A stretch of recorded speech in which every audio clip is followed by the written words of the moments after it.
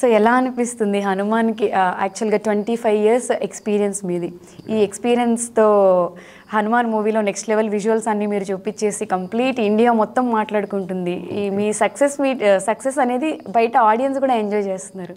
So మీరు ఎలా enjoy చేస్తున్నారు ఆ సక్సెస్ని? హనుమాన్ గ్రేస్ సక్సెస్ని అఫ్ కోర్స్ ఆబ్వియస్లీ సక్సెస్ని డెఫినెట్గా ఎంజాయ్ చేస్తాం. ఇట్స్ గుడ్ అచీవ్మెంట్ కింద నేను ఫీల్ అవుతున్నాను. Happy, very happy. ఓకే, అంటే చిన్న మూవీకి ఎక్కువ సక్సెస్ వచ్చింది. Yeah, it's a big journey అండి. వచ్చినప్పుడు డెఫినెట్గా ఇట్స్ ఎ చిన్న మూవీ. ఫస్ట్ నాకు వచ్చింది యాక్చువల్గా ఒక టీజర్ వర్క్తోనే వచ్చింది ఫస్ట్ స్టార్టింగ్. ఓకే, అయితే నాకు ఆ టీజర్ ఐడియా, డైరెక్టర్స్ ఐడియా కానీ టీజర్ ఎలా చేస్తాను అనుకున్న విజన్ కానీ ప్రశాంత్ వర్మది నచ్చింది. ఫిల్మ్ గురించి నాకేం ఐడియా లేదండి, ఆర్టిస్టులు కానీ అసలు నాకు అంత ఐడియా లేదు. బట్ నాకు వర్కే నేను చూస్తాను తప్పిస్తే నేను మిగతా బిజినెస్ పొటెన్షియల్ ఫిల్మ్ అవన్నీ చూడను. నాకు ఒకటి అనిపించింది, నో ఇట్స్ ఎక్సైటింగ్, దీన్ని ఎన్హాన్స్ చేసుకుని వెళ్తే ఏమైనా చేయొచ్చు. ఎందుకంటే నాది ఒక స్టార్ట్అప్ కంపెనీ అది అప్పుడు, not a big VFX studio.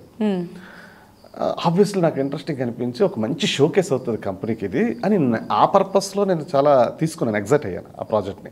Okay, budget మీకు తెలుసు కదా, it's not a big film.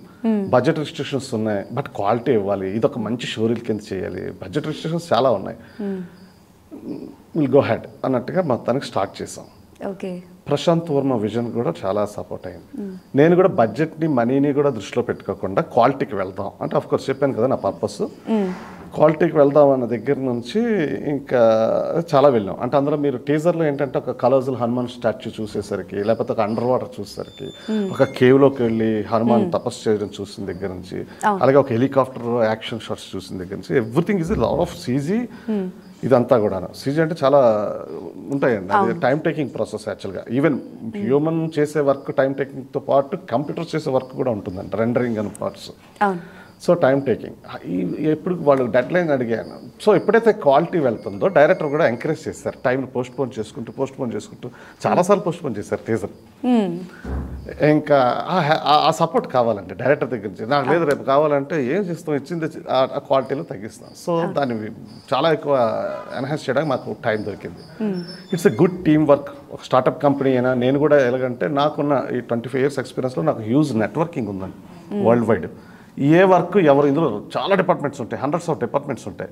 A work ఎవరు కరెక్ట్గా చేస్తారో, మన దగ్గర ఉన్నారా లేదా, బయటకి ఇస్తే ఎక్కడ ఇవ్వాలి, ఏ వర్క్ ఇవ్వాలి, ఇదంతా క్యాల్కులేట్ చేసుకొని as a pipe line designer, నేను అఫ్కోర్స్ CEO ఫౌండర్ అని పక్కన పెట్టిన, I'm basically I'm VFX technician.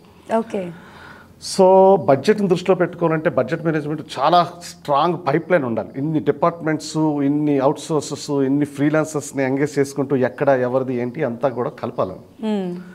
అక్కడ నేను మంచి ఆర్టిస్టులను ఎంగేజ్ చేశాను. నా ఓల్డ్ కొలీగ్స్ ఉన్నారు. Suppose for example Hanuman statue ఉంది, అది బెంగళూరులో ఉన్నాడు నా ఓల్డ్ కొలీగ్. నువ్వే చేయాలి ఇక్కడ నాకు, ఎందుకంటే అది నాకు తెలిసి సినిమాలో చాలాసార్లు కనిపిస్తుంది, అది ఇది ఒక మోడలింగ్ వర్క్ అంటూ చేయించాను.